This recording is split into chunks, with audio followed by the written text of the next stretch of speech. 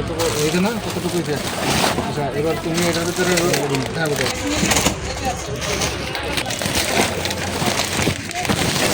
দিব এটা এটা এটা তেলগুলো দেবো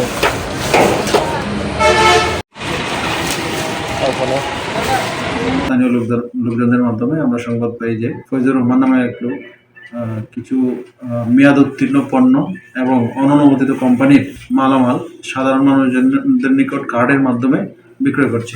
উক্ত সংবাদ প্রাপ্তির পর আমাদের যে জরুরি পার্টি তারা ঘটনাস্থলে যায়। ওখানে যে গাড়িটা পাওয়া যায় এটার ভিতরে কিছু গ্রোসারি আইটেম, কিছু ভোজ্য তেল, এগুলো সহ ওই লোককে আমরা আটক করে থানায় নিয়ে আসি। এই বিষয়টি ভোক্তা অধিকারের সহকারী পরিচালককে জানানো হয়েছে, আইনগত ব্যবস্থা গ্রহণ করা হবে। যাকে আটক করা হয়েছে তার একটা অভিযোগ আছে যে এখানে কিছু লোক মব সৃষ্টি করে তার কাছ থেকে 55,000 টাকা নিয়ে যায়।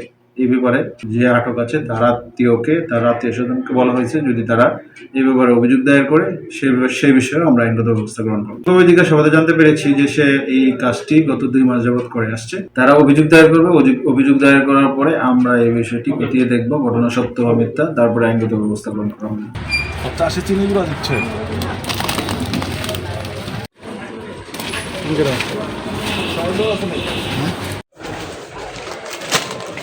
চিনি গুঁড়া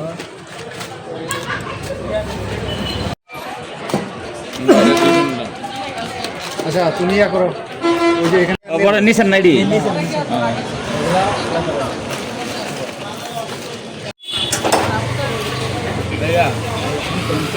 হ্যাঁ চিনে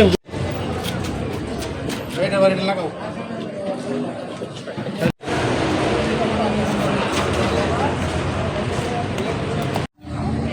গোডাউনে আরো আছে 2-5 লাখ টাকা টঙ্গী বুট বাজার বিশ্ববিদ্যালয়ের